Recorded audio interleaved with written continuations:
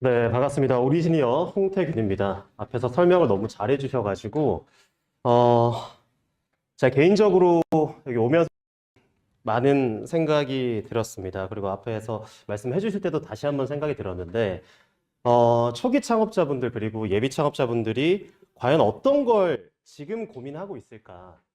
저는 2014년 정도, 2013년 정도에 처음 이런 강의를 들었던 것 같아요. 그 당시에는 스타트업이 이렇게까지 붐은 아니었고, 그리고 그 당시에는 조금 더 스타트업에 조금 더 말랑말랑한, 그리고 아이디어 기반이 있다면 정말 투자도 조금은 더 뭔가 적극적으로 이루어지던 그런 시기였던 것 같습니다. 그래서 제가 기억하기에 제가 대학생 때 요즘에는 그런 분들 뵙기 정말 쉽지 않겠지만 예를 들면 뭐 곤도균 뭐 지금 프라이머 대표님, 뭐 이니시스 창업하셨던 대표님, 혹은 베인식 대표님, 뭐 곰플레이어를 창업하셨던 분들 그런 분들도 저처럼 이렇게 이 강의장 같은 데 오셔서 강의를 해주실 때가 있었습니다. 그때는 사실 그렇게 이 창업이 어려울 거라고도 사실 생각을 못했고 그분들과 편하게 그냥 앉아서 이렇게 밥도 먹고 이야기도 하면서 학교 강의였다 보니까 훨씬 더 특히 그 당시에는 그런 1세대 창업가 분들이랑 편하게 이야기를 했던 것 같아요. 그러면서 태균아 이거 너 나중에 얼마 벌고 싶니? 뭐 이렇게 얘기하실 때 저는 연봉 한 5천만 원이면 될 것 같은데요? 라고 했는데 5천만 원이면 그냥 취업하는 것도 낫겠다. 뭐 이런 말도 그냥 장난으로 하셨어요. 그런데 이제 나중에 알고 보니까 이분들이 정말 어마어마한 임팩트를 만드셨던 기업가 분들이셨고, 그리고 저도 그 당시에 몰랐지만 몇 달 동안 이렇게 가볍게 이렇게 뭐 커피도 마시고 밥도 먹으면서 많은 이야기를 좀 들었던 것 같습니다. 그래서 혹시라도 그 예전 상황이 뭐 궁금하거나 아니면 여러분들이 막연하게 뭔가 드는 생각이 있다면 저도 그 당시에 막연해서 좀 어려웠던 것들이 있거든요.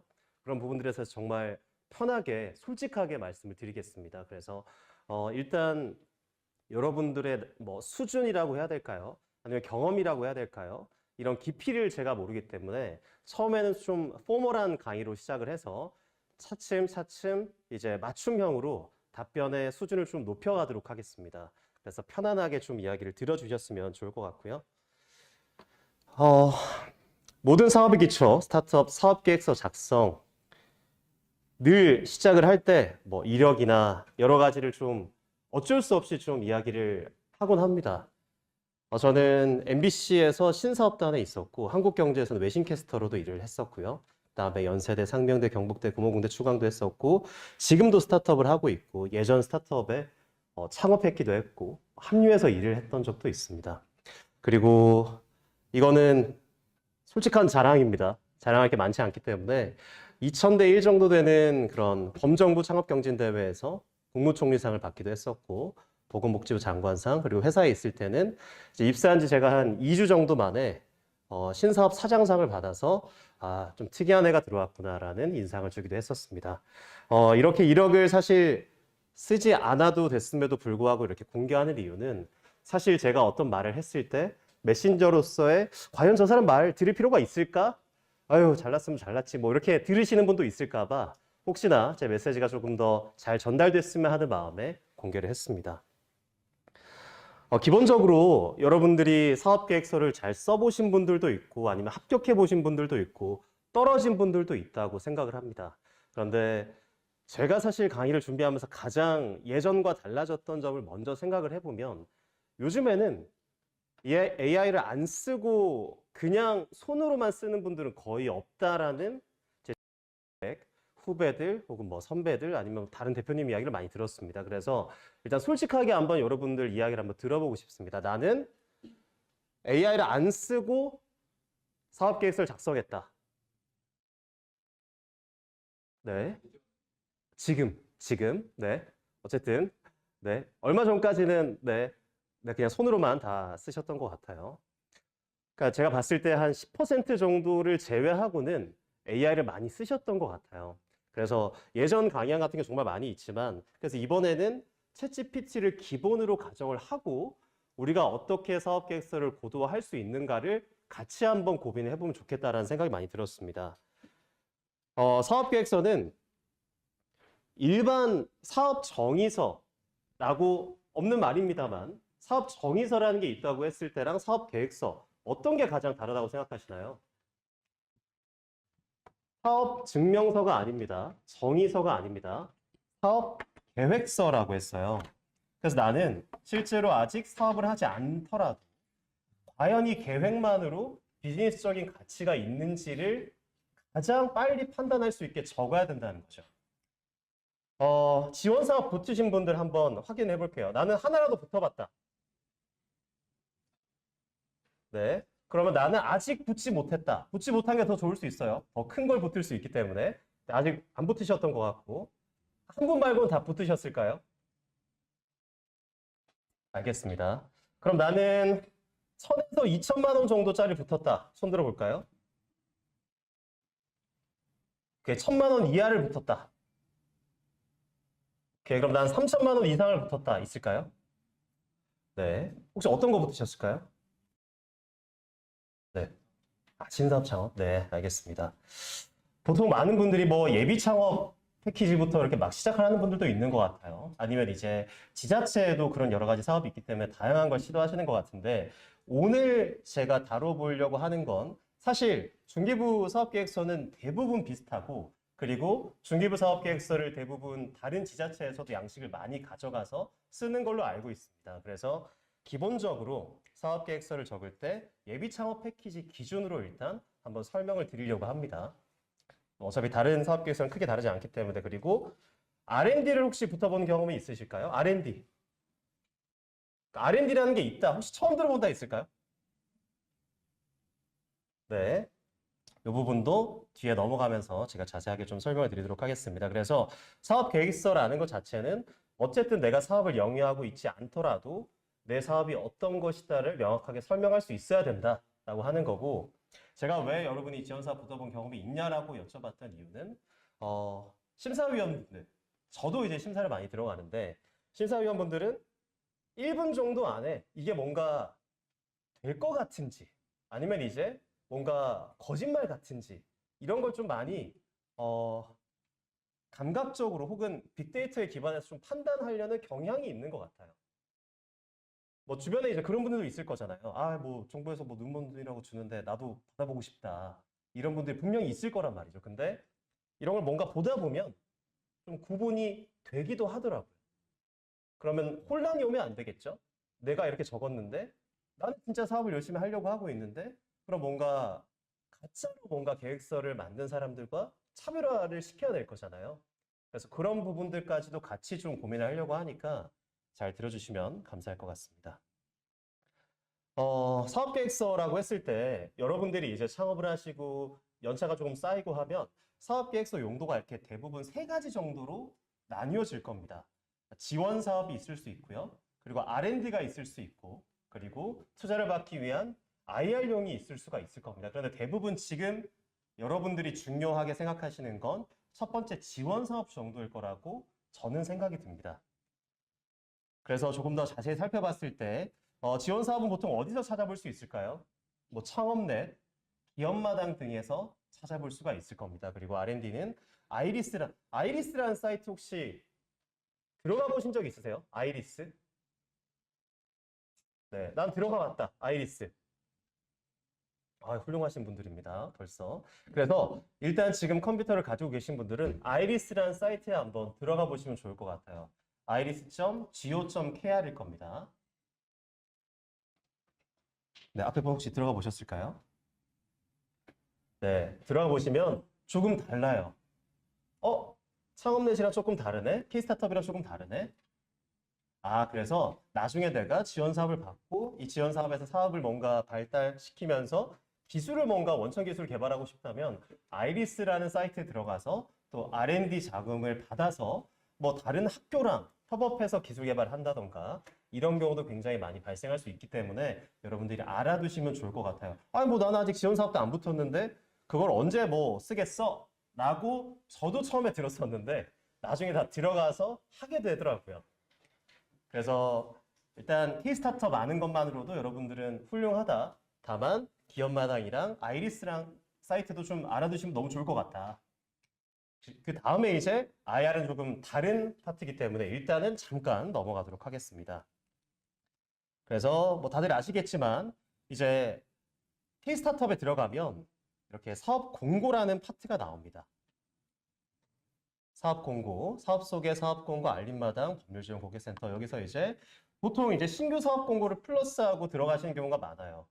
그래서 실제로 들어간다라고 가정을 했을 때 사업 공고에서 이제 중앙부처, 지자체 공공기관이 있고 민간, 교육기관 이렇게 나눠진다는 것도 여러분들 잘 알고 계실 겁니다. 그런데 이 K-스타트업에도 다 안 뜬다는 건 알고 계시죠, 여러분? 구청이나 아니면 저기 멀리 있는 뭐 지자체에서 하는 건 사실 시청 공고에만 띄우는 경우가 있습니다. 그리고 저도 어떻게 보면 지역 출신이기 때문에 조금 차이를 그냥 가볍게 말씀을 드리자면 서울과 경기권 지원 사업과 로컬에 있는 정말 먼 지역에 있는 지원 사업의 가장 큰 차이는 뭘까요, 여러분? 경쟁률이라고도 할 수 있겠는데 금액은 생각보다 로컬 쪽이 훨씬 큰 경우도 있습니다. 네, 아마 뭐 서울 창경에서도 했었고 아마 같이 운영을 했던 경우도 있을 텐데 예를 들면 넥스트 로컬이라는 프로그램 혹시 알고 계신가요? 넥스트 로컬? 네. 제가 알기로 몇백만 원부터 시작을 해서 몇천만 원, 많게는 뭐 7천만 원까지 이렇게 지원을 해주는 그런 사업을 알고 있는데 이런 사업을 하려면 실제로 여러분들이 그 지역에 정착을 할까 말까 정도의 의지는 좀 보여주셔야지 받을 수 있는 지원 사업이 있습니다. 그래서 그런 사업 같은 경우에는 여기에 뜹니다만 근데 그 지역에서 출발한 지원 사업은 뜨지 않는 경우도 있습니다. 그리고 또 재밌는 건 실제로 뭐 서울 창경이나 아니면 정말 핵심 그런 주요 창업 공간 혹은 시설에서는 경쟁률이 높았다라는 걸 하나의 지표로 삼을 수도 있는데 지역에서는 선착순으로 하는 경우도 있어요. 그냥 알고 신청만 하면 그 지원 사업이 되는 경우도 있습니다. 그렇다면 사업계획서 양식이 조금 다르더라도 좀 빨리 쓰는 방법도 되게 중요할 수 있겠죠. 그래서 그런 부분까지도 나중에 물어보시면 대답을 해드리도록 하겠습니다. 그래서 실제로 이렇게 찾아서 사업 공고, 모집 중, 모집 마감 이렇게 들어가면 2025년도 예비 창업 패키지, 예비 창업자 모집 공고 보시면 조회수가 17만 정도 됩니다. 그러니까 예전에는 제가 기억하기로는 2016, 7년도까지는 예비 창업 패키지라는 게 있었던가라는 생각이 들어요. 그 당시에는 이렇게 예비 창업 패키지, 초기 창업 패키지로 나뉘어서 하지는 않았었거든요. 그래서 예비 창업자분들 입장에서는 굉장히 좋은 시절이다라고도 생각을 할 수가 있을 것 같아요. 물론 재작년보다 뭐 모집 인원이 줄었다라고 생각할 수 있지만 어쨌든 지급이 예전보다는 훨씬 나아졌다.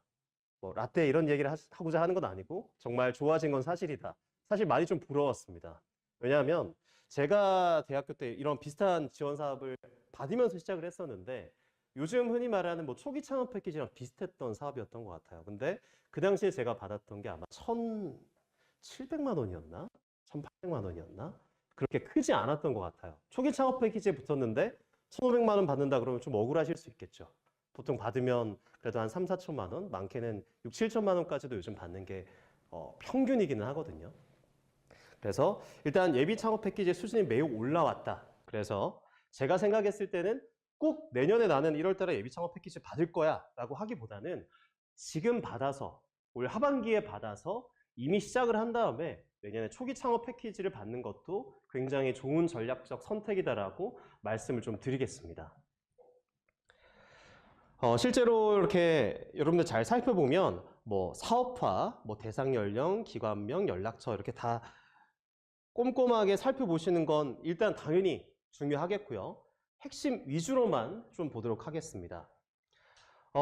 이런 다양한 지원 사업이 있을 때 혹시 이 공고만 보고 전화를 나는 안 한다 라는 분이 있을 수 있고 그래도 전화 한번 해보는 경우가 있다 라는 사람이 있을 것 같아요. 전화를 해보는 게 좋을까요? 하지 않아도 될까요? 하는 게 좋은 이유는 뭘까요? 당연히 하는 게 좋겠죠. 왜 좋을까요? 왜 좋을까요? 관련돼서 네. 공고에 올라오지 않은 내용이나 네. 예산이나 이런 거 1월에 나오는데 네. 더 추가적인 내용을 알고 있습니다. 맞아요. 정확합니다.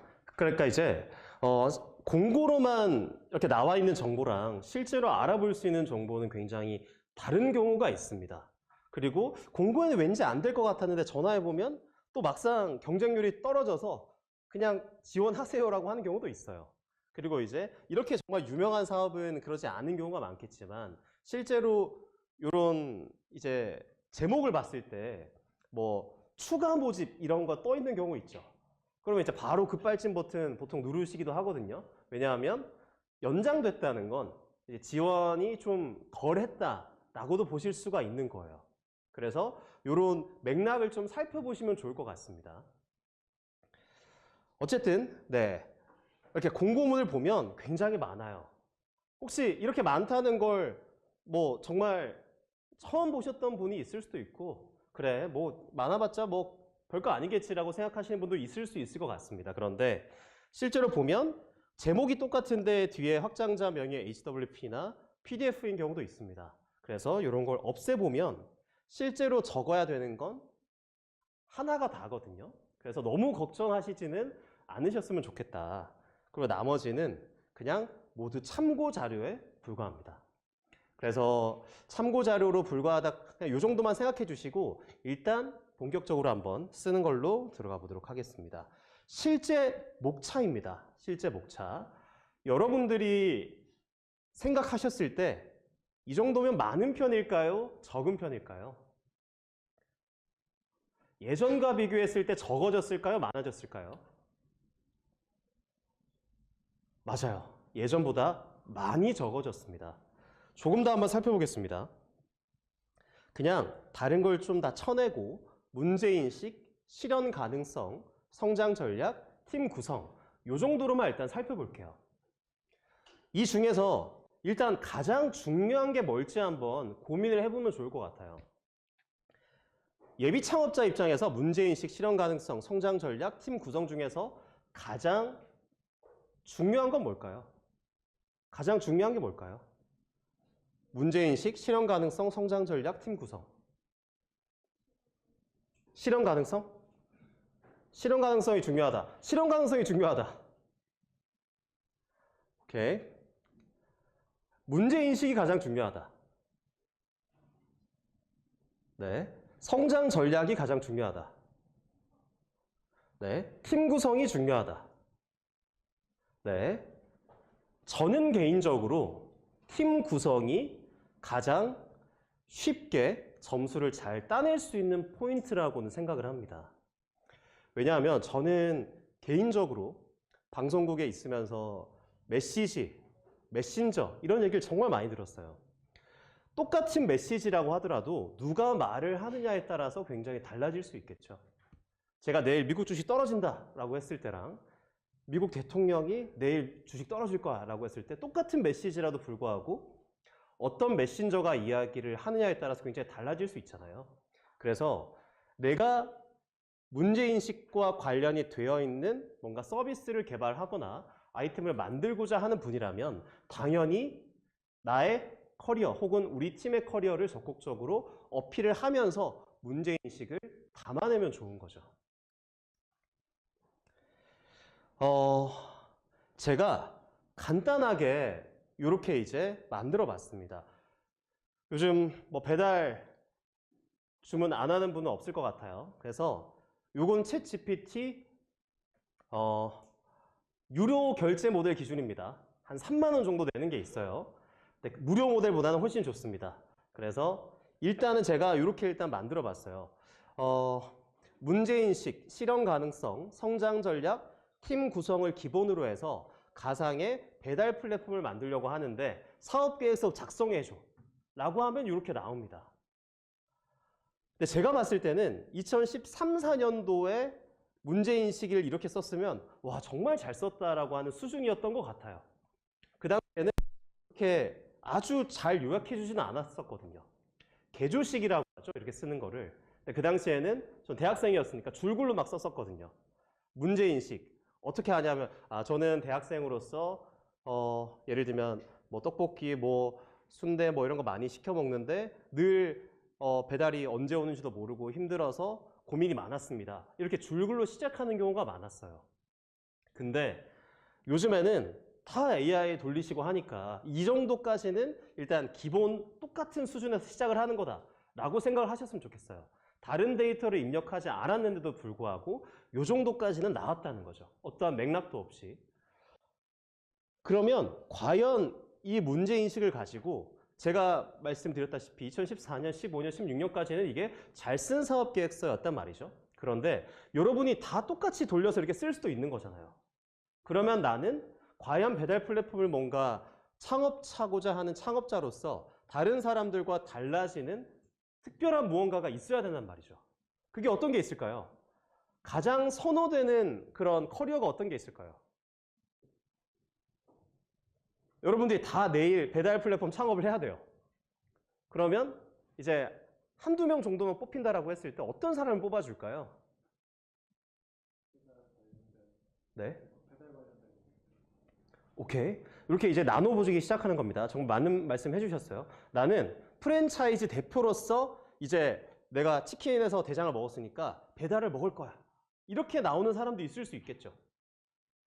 근데 어떤 사람은 나는 오토바이 배달을 20년간 해봤고 관련 네트워크가 10,000명 정도 있어. 그래서 나는 배달 전문 기반으로 서비스를 만들 거야 라고 할 수도 있는 겁니다. 그리고 어떤 사람은 진짜 나는 배달의 민족 본부장 출신이라서 내가 다시 한번 더 좋은 플랫폼을 만들 거예요 라고 하는 사람이 있을 수 있다는 겁니다. 그래서 여러분들이 어떤 이력을 갖고 있느냐에 따라서 이렇게 문제인식도 조금 달라질 수 있다는 겁니다. 예를 들면 제가 배달 플랫폼에서 일을 했다라고 하면 배달 플랫폼에서 뭐 5년간 일하면서 가장 많이 겪었다는 건 이제 어떠한 문제 A였습니다. 이렇게 이제 내가 일하면서 겪었던 문제를 바로 문제인식으로 가져와서 쓸 겁니다. 지금 여기 문제인식 나와 있다는 건 굉장히 포멀한 문제거든요. 이런 문제인식으로는 요즘 지원 사업에서는 그리고 요즘 사업계획서에서는 성공하실 수가 없을 것 같아요. 이건 단순히 그냥 구조적인 문제거든요. 그래서 내가 정말 이 시장에서 구르면서 느꼈던 문제가 이거고 이게 정말 크리티컬해. 그리고 나는 이 크리티컬한 걸 꼭 해결해야 되고 이게 시장 가치가 굉장히 높아 라고 지적을 해줘야지 된다라는 겁니다. 근데 이제 그럴 수 있죠. 아니 나는 배달 플랫폼을 뭐 운영해 보지도 않았고 배달을 해보지도 않았는데 이런 거 만들 수 있는 거 아니냐 라고 하실 수 있는 거잖아요. 그러면 어떻게 써야 될까요? 그러면 어떻게 해야 될까요? 이 상황에서 제가 조언을 드리는 건 그래도 나는 몇 달이라도 그 시스템 속에서 일을 해봤다라는 경험을 먼저 쌓으면서 시작을 해보셨으면 좋겠다라는 게 제 아주 오피셜한 추천입니다. 근데 시간이 없을 수 있잖아요. 그렇다면 우리 팀은 이라고 해서 그런 사람을 끌어들이는 거죠. 그 시장에 대한 경험 없이 성공하는 건 불가능에 가깝다라고 저는 개인적으로 생각을 합니다.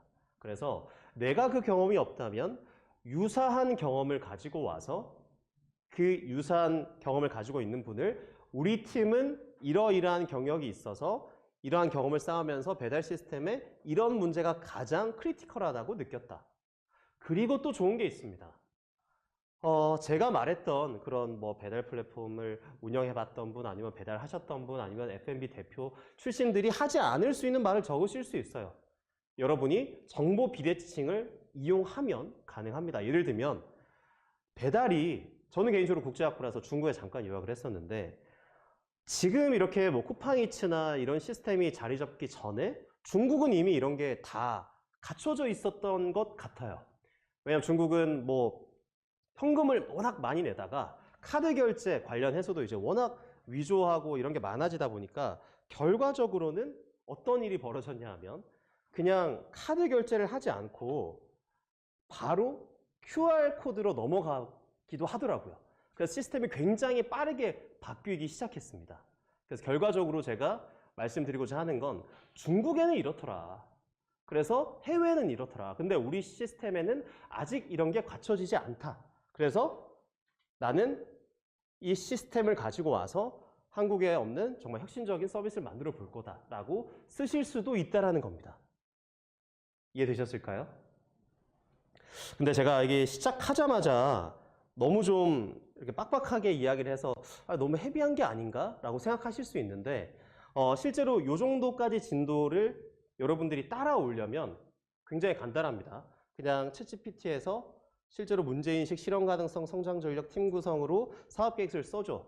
내용은 이런 거야 라고 이제 여러분들이 그냥 복붙해서 넣으면 이 정도까지는 짜주실 거예요. 이해되셨죠? 그래서 너무 어렵게는 생각하시지 않으셨으면 좋겠습니다. 그 다음에 문제인식 다음에 이제 실현 가능성이 있죠. 실현 가능성 역시 챗GPT가 써주는 겁니다. 모바일 기반 통합 배달 주문 앱을 개발하겠다. 소상공인 대상 간편 입점 시스템을 개발하겠다. 실시간 주문 및 라이더 매칭 시스템을 구축하겠다. 수익 모델 구조를 만들어내겠다. 근데 여러분 실현 가능성이라고 했을 때 혹시 어느 정도가 실현 가능성이라고 할 수 있을까요? 모바일 기반 통합 배달 주문 앱 개발하겠다. 이걸 가지고 실현 가능성을 평가할 수 있나요? 실현 가능성이라고 했잖아요. 가능성은 어떻게 평가할까요? 저는 너무 이렇게 되묻지 않을게요. 여러분 피곤하실 수 있으니까 제가 여러분들의 진짜 그런 대답을 바라고 하는 건 아닙니다. 추임새 같은 거. 저라면 실현 가능성 매우 높음이라고 일단 박아놓고 시작을 합니다. 왜냐하면 우리는 이미 MVP 테스트를 해봤고 이렇게 시스템을 거의 만들어 놨어. 너희 돈 넣으면 우리 짜잔하고 거의 만들 수 있어. 근데 MVP를 개발하는 지원 사업이거든요. 그래서 다 만들었다고 하면 안 됩니다. 그래서 우리는 굉장히 열심히 팀들이 개발하고 있고 지금 MVP까지는 한 50%까지는 개발을 했어. 그래서 우리는 돈 넣고 이렇게 조금 하면 짜잔 하고 이렇게 나타날 수 있어. 이렇게 적는 게 가장 좋습니다. 정답을 미리 좀 이야기를 해드릴게요. 시간이 많지 않다 보니까. 그래서 여러분들이 예를 들면 뭔가 F&B 관련해서 이제 뭔가 만들겠다라고 했을 때 개인적으로 나는 이미 이런 레시피를 많이 생각을 했고 실제로 많이 이렇게 만들어 봤고 실제로 맛 테스트까지 해봤고 주변 사람들이 너무 좋아하더라. 그래서 우리는 이제 진짜 만들면 거의 끝장나는 거야. 이런 정도까지는 적어주셔야지 된다라는 걸 좀 말씀을 드릴게요. 그래서 지금 보시면 실현 가능성이 일단 챗GPT 기준에서는 모바일 기반 통합 배달 주문 앱 개발, 소상공인 대상 간편 입점 시스템, 실시간 주문 및 라이더 매칭 시스템 구축을 하고 수익 모델 구조까지 세팅을 하겠다. 물론 다 좋은 말이에요. 그런데 제가 생각을 했을 때는 이렇게 적기만 하면 아마 많은 사람들이 이렇게 또 생각을 할 수 있잖아요. 그래, AI도 이 정도까지 해주는데 이 사람은 그냥 AI 돌린 거 아니야? 실제로 사업하지 않는 사람일 수도 있겠다는 생각을 할 수는 있잖아요. 그래서 여러분들이 실제로 어떻게 준비를 해왔는지에 대한 그 역사를 좀 적어주시면 좋을 것 같아요. 제가 예전에 어떤 분 강의였는지 모르겠는데 요 말이 저는 늘 좀 생각이 나더라고요. 이 사업 계획서를 보면서 이 창업가의 땀 냄새가 좀 느껴졌으면 좋겠다라는 거. 그래서 여러분 1세대 그런 창업가들 보시면 AI가 없을 때 보면 이제 뭐 배달앱에도 김봉신 대표님도 그 수천 장 되는 그런 전단지를 스캔하면서 다 데이터를 입력하면서 사업을 시작하셨다고 하잖아요. 그래서 이제 예전에는 퍼포먼스로 이제 전단지 막 이렇게 막 5천 장 이렇게 이거 다 스캔했습니다. 이렇게 하면서 시작하는 분들도 있으셨어요. 저 다 만들어 왔습니다. 하면서 이제 시작을 하는 거죠. 그러면 어떤 느낌일까요? 아, 이 사람 뭐 진짜 사업하겠네. 열심히 하겠다. 그리고 이제 특정 시장에 대한 내가 네트워크가 없다라고 했을 때 예전에 그런 분들도 계셨거든요. 정말 많은 사람들을 만나고 다니면서 명함을 다 모아서 명함을 이렇게 100장을 이렇게 바닥에 다 눕혀놓고 사진 찍어서 올리는 거예요. 저는 실제로 이 시장을 뭐 만들어가기 위해서, 공략하기 위해서 이렇게나 많이 노력을 하고 있다. 네트워크를 많이 가지고 있다라는 걸 보여주는 거죠. 그래서 실제로 근데 뭐 이상한 명함 모아서 100장 모아서 이렇게 찍으라는 말이 아니라 실제로 많이 만나면서 그렇게 좀 사업을 준비하셨으면 좋겠다 하는 마음에서 좀 말씀을 드리는 겁니다. 그리고 성장 전략 관련해서 좀 말씀을 드리자면 실제로 제가 개인적으로 이제 여러 가지 성장 전략이 있다라고 생각을 할 수 있겠지만 여러분들한테 말씀을 드리고자 하는 건 보통 저는 3단계 정도 줬습니다. 처음에는 이렇게 시작할 거지만 나중에는 이렇게까지 확장을 할 거야. 우리가 이제 배달의 민족을 많이 쓰고 있잖아요. 쿠팡이츠도 그렇고. 근데 이제 이렇게 생각해 보자는 거죠. 이게 과연 역으로 생각을 해서 쿠팡 이츠로 한번 시작을 해볼게요. 맨 마지막에 지금의 쿠팡 이츠라고 생각을 해보는 겁니다. 쿠팡 이츠를 쿠팡이 만들지 않고 제가 대학생 때 만들었다고 가정을 한번 해보는 거예요. 그 전에가 뭐가 나올까요? 쿠팡 이츠 나오기 전에. 쿠팡 이츠 나오기 전에 쿠팡이라는 커머스 플랫폼을 만들어서 기본적으로 물류는 많이 뭔가 하고 있을 겁니다. 그러니까 먼저 나올 수가 있겠죠. 그런데 이렇게 쓰면 과연 지원 사업에서 의미가 있을까요? 사실 쿠팡이 이렇게 커지고 난 다음에 쿠팡 이츠까지 나오는 건 사실 맥락이 조금 덜 맞을 수 있어요. 왜냐하면 커머스 플랫폼 시장이 훨씬 더 클 수가 있거든요. 그러면 여러분들이 개인적으로 생각하시기에는 쿠팡이 이대로 사업계획서를 썼다면 과연 됐을까를 한번 생각을 해보셨으면 좋겠어요.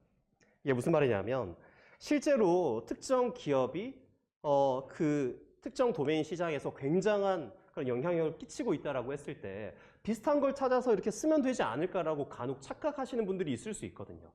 뭐 삼성도 이랬고 LG도 그랬고 뭐도 그랬어. 근데 실제로 그 다른 정말 유명한 창업한 기업들이 시장을 이렇게 밟아오지 않았을 수도 있거든요. 그냥 M&A를 해서 시장을 갑자기 탁 치고 들어왔을 수도 있는 거거든요. 그래서 제가 여러분들한테 말하고자 하는 건 1단계는 일단 작게 잡았으면 좋겠다. 특정 플랫폼을 만든 다음에 뭐 물류 플랫폼으로 만들어서 뭐 시장을 다 먹겠다. 이런 식으로 적지 마시고 일단은 시장 전략은 뭐 500명에게 뭐 만족도 9.0 이상을 받으면서 매출 얼마를 만드는 게 목표고 지금 한 50% 달성했다. 이런 식으로 목표를 좀 쪼개서 적으셨으면 좋겠어요. 그래서 저는 이제 성장 전략이라고 했을 때 1단계, 2단계, 3단계 이렇게 쪼개기는 하지만 제가 개인적으로 요즘 조금 더 쓰는 방법은 초, 중기라고 적고 장기 이렇게 나눠서 적습니다. 크게 두 단으로 나누는 거죠. 초, 중기라고 한 다음에 초반에는 이렇게 갈 거고 그 다음에 중기까지는 이렇게 할 거다. 근데 장기에 들어가서 이런 여러 가지 뭐 전국 단위, 서비스 다각화, 그 다음에 데이터 기반 플랫폼 강화를 나중에 넣는 거죠.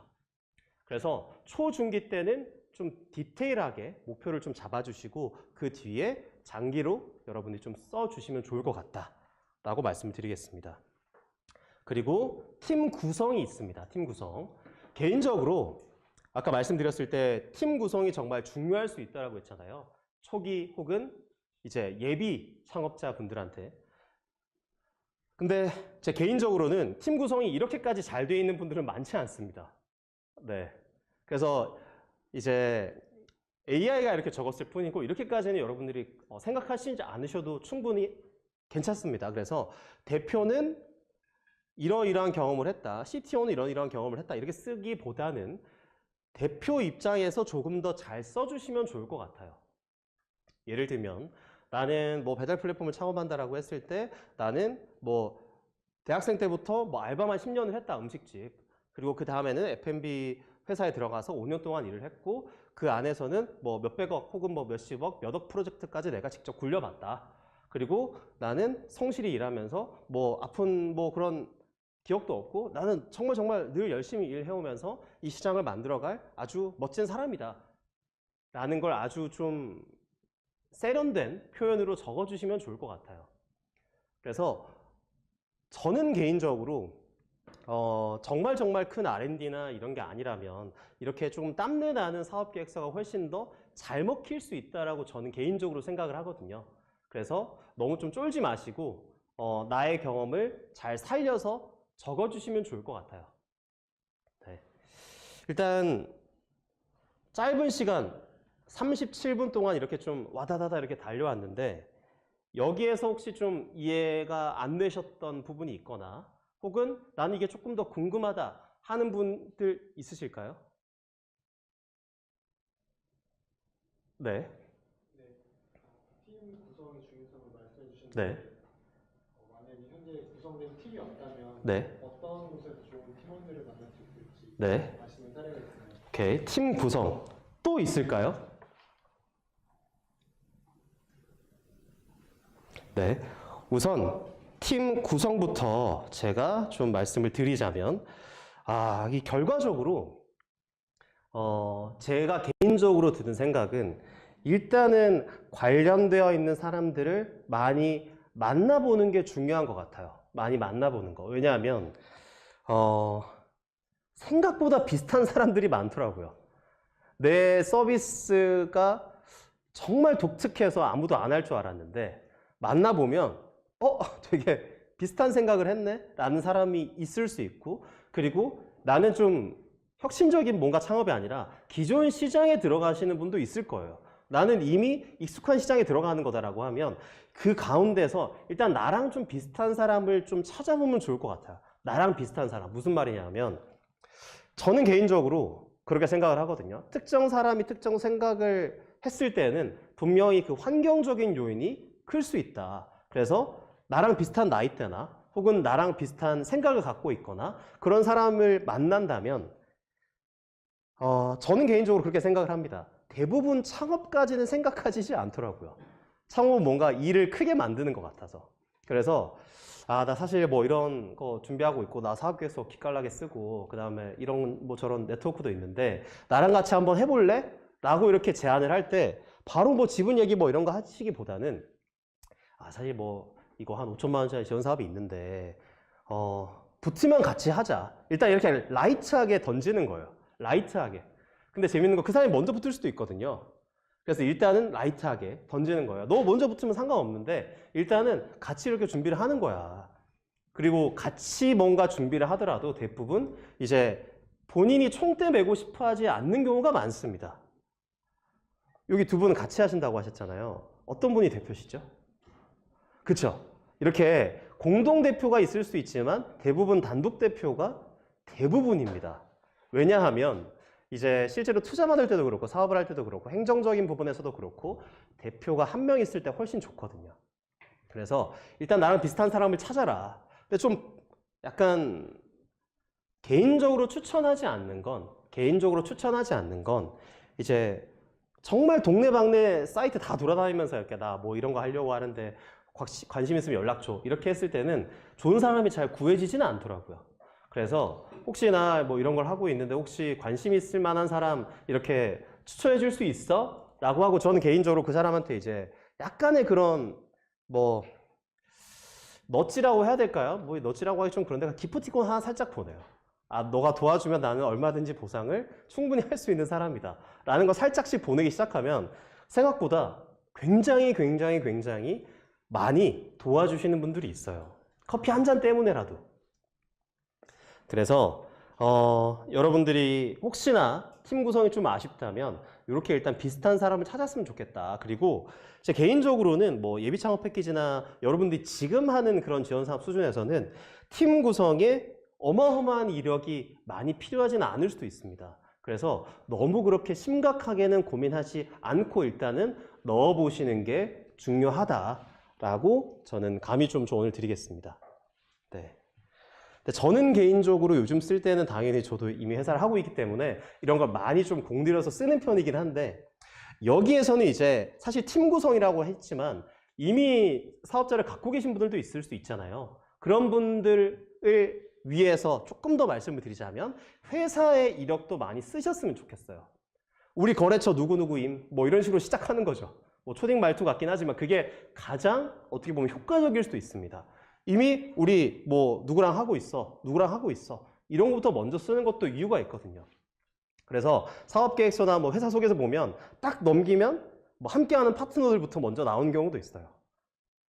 그래서 이런 경우까지도 여러분이 생각을 해주시면서 사업계획서를 좀 적으셨으면 좋겠습니다. 그런데 그 함께하는 파트너라고 해서 맨 먼저 적으란 말이 아니라 팀 구성에 누구누구를 넣고 그 다음에 함께하는 뭐 이런 파트너들 그리고 우리 회사 기술이 어떤 게 있고 어떤 수상 이력이 있고까지 넣어도 된다는 거죠. 너무 순진하게 이렇게 팀 구성만 이렇게 하실 필요는 없다라는 걸 말씀드리려고 좀 재미있게 말씀을 드렸습니다. 네, 좋은 질문 해주셨고요. 개인적으로 시간을 딱 맞추는 걸 좋아하거든요. 일단은 7분 남았습니다. 네. 혹시라도 정말 나는 이런 게 고민이었다라고 하면 이 시간 안에 좀 말씀을 드릴게요. 네. 문제인식을 네. 느낄 때요. 네네네. 아무래도 객관적으로 느껴야 되는데 자꾸 주관적으로 네. 경험에 의해서 그쵸. 아닌데 자꾸 문제로 그쵸. 놓는데 그걸 좀 네. 찾을 수 있는 네. 방법이 뭐가 있을까요? 아, 그래서 무조건 저는 세 가지로 나눴었습니다. 세 가지로. 내가 느꼈던 거, 그 다음에 시장이 느꼈던 거, 또 뭐가 있을까요? 나는 이렇게 느꼈고, 시장이 이렇게 느꼈고, 그리고 주변에 전문가가 이렇게 느꼈다. 라고 해서 이렇게 세 가지 써주면 대부분, 아, 그래, 이거 문제인가 보다. 이렇게 하고 넘어가는 경우가 굉장히 많습니다. 왜냐하면 내가 실제로 해보면서 이렇게 느꼈던 게 사실이었고, 그리고 전문가를 내가 이렇게 만나다 보니까 이 산업의 전문가도 이렇게 얘기를 하더라. 그리고 이 전문가가 얘기해 준 걸 내가 좀 더 찾아보니까 이 시장이 어쩔 수밖에 없더라. 그러면 이걸 내가 창업하면 성공한다. 이런 식으로 사회적인 그런 신뢰 포인트를 좀, 신뢰 자본을 좀 쌓아 나가면서 사업계획서를 쓰셨으면 좋겠습니다. 제 개인적으로. 네, 너무 좋은 질문 해주셨어요. 그래서 사실 제가 이렇게 2024년, 5년도에는 이 정도까지 얘기해 주시진 않았어요. 왜냐하면 그냥 뭐 이렇게 어떻게 쓰는지만 이렇게 얘기를 해주셨는데 요즘 워낙 또 AI가 발전돼 있다 보고 사실 제 메인 잡이 강사가 아니다 보니까 이게 불러주시면 제가 그냥 다 이렇게 퍼드리거든요. 그래서 편하게 이야기를 해주시면 좋을 것 같습니다. 네, 혹시 또 있으실까요? 지금 팀 구성과 문제 인식 관련해서 좀 이야기를 해주셨어요. 그러면 성장 전략에서 또 이렇게 생각을 해 주실 수가 있어요. 아, 나는 내가 생각을 했을 때 뭔가 스타트업들이 좋아하는 막 이렇게 비즈니스가 올라가는 게 아닌데 과연 내가 투자를 받을 수 있고 내가 과연 지원사업 억대 프로젝트를 따낼 수 있고 R&D를 할 수 있을까? 이렇게 생각하실 수가 있단 말이죠. 그런데 성장 전략에는 대놓고 여러분들이 공략하고자 하는 시장과 비슷한 시장의 케이스를 좀 찾으셔서 적으면 너무 좋습니다. 예를 들면 장어로 BBQ처럼 한번 만들어 보겠다라고 이제 해보는 거죠. 치킨은 성공 사례가 워낙 많으니까. 근데 여러분들 뭐 심심하면 장어 시켜 드시거나 이러진 않잖아요. 근데 가상으로 그냥 장어로 한번 BBQ처럼 만들어 보겠다라고 하면 BBQ의 성장 전략, 그리고 뭐 BBQ 아니면 뭐 BHC도 있을 수 있고 아니면 뭐 둘둘치킨 여러 가지 사례가 많잖아요. 그래서 유사한 산업의 성공 케이스를 가져와서 봐라, 얘네들도 이렇게 됐다. 그럼 이건 약간 보편적인 공식이야. 이렇게 적어 주시는 것도 굉장히 좋을 수가 있습니다. 그럼에도 불구하고 이거 좀 부족한 것 같아라고 하면 이제 해외 사례를 좀 찾아서 적으시면 더 좋을 것 같습니다. 실제로 그렇게 성장이 아주 가파르게 되고 있는 시장이 분명히 있을 수 있거든요. 버티컬한 시장에서. 그래서 그 정도 일단 생각해 주시면 좋을 것 같아요. 그래서 지금 팀 구성, 문제인식, 성장 전략까지 좀 말씀을 드렸고 실현 가능성에 대해서도 개인적으로 좀 설명을 드리자면 아까 조금 더 제가 자세하게 설명드리긴 했지만 일단 기본적으로 실현 가능성은 이미 나는 이걸 거의 다 해봤다. 그리고 이게 거의 다 완성되어 있다. 그리고 이걸 나는 조금 뭔가 더 하면 분명히 빠르게 뭔가 만들어질 수 있다라는 걸 어필해 놓지 않으면 굉장히 힘들어질 수 있다라는 걸 여러분들이 좀 아셨으면 좋겠어요. 그리고 마지막으로 좀 말씀을 드리자면 여러분들이 흔히 지원하는 지금 예비 창업 패키지나 초기 창업 패키지 같은 경우에는 시제품을 만드는 사업입니다. 시제품을 만드는 사업. 시제품과 MVP 어떻게 다를까요? 뭐 표현 차이 아니야? 라고도 하실 수가 있어요. 그런데 제가 잘은 모르지만 MVP는 정말 최소한의 기능만 운영이 가능한 프로덕트 혹은 서비스 정도라고 생각을 하시고 이제 초기 창업 패키지나 예비 창업 패키지 정도에 내시는 시제품은 그거보다 조금 더 높은 레벨이고 실제로 바로 판매가 가능한 형태여야 된다 정도로 여러분이 생각을 하시고 좀 적으셨으면 좋겠어요. 왜냐하면 너무 시제품이다라고 이제 이야기를 하다가 그 밑에 이제 MVP랑 같이 섞어서 쓰기 시작하면 자칫 심사위원들은 이미 만들어진 거 아니야? 그럼 굳이 뽑을 필요가 있나? 라고 생각하실 수 있거든요. 그래서 그런 제품 완성도의 레벨을 조금 생각을 하시고 여러분들이 적으시면 좋을 것 같습니다. 그래서 2분 남았으니까 빠르게 제가 훑어서 넘어갈게요. 사업계획서는 사업 정의서가 아니다. 계획을 잘 적는 거다라고 말씀을 드렸었고요. 그다음 보편적인 용도로 봤을 때 지원 사업, R&D, IR이 있는데 지금은 지원 사업에 조금 더 포인트를 맞추고 있다. 그리고 목적별 탐색처로는 창업넷, 뭐 키스타트업이라고 하죠. 기업마당, 아이리스, IR은 타겟 투자자별로 조금 달라질 필요가 있다. 그리고 실제 사례를 찾아보려고 했을 때 여러 가지 지원 사업이 있지만 예비 창업 패키지가 가장 뭐 기본적으로 인기가 많은 그런 지원 사업이다라고 또 말씀을 드렸고요. 그다음에 모집 공고 잘 읽으시고 실제로 여러 가지 자료가 있지만 사업 계획서 양식 자체는 쓰는 게 하나밖에 없다.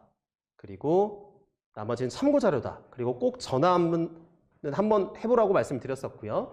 그리고 문제인식, 실현 가능성, 성장 전략, 팀 구성 이렇게만 사업 계획서를 써도 충분히 완성도 높은 게 나온다. 그리고 GPT를 돌렸음에도 불구하고 굉장히 잘 적어주기 때문에 여러분들의 땀 냄새가 나는 개성이 있는 내가 장점이 뭔지를 잘 파악하고 쓰는 사업 계획서가 굉장히 중요하다까지 말씀을 드렸습니다.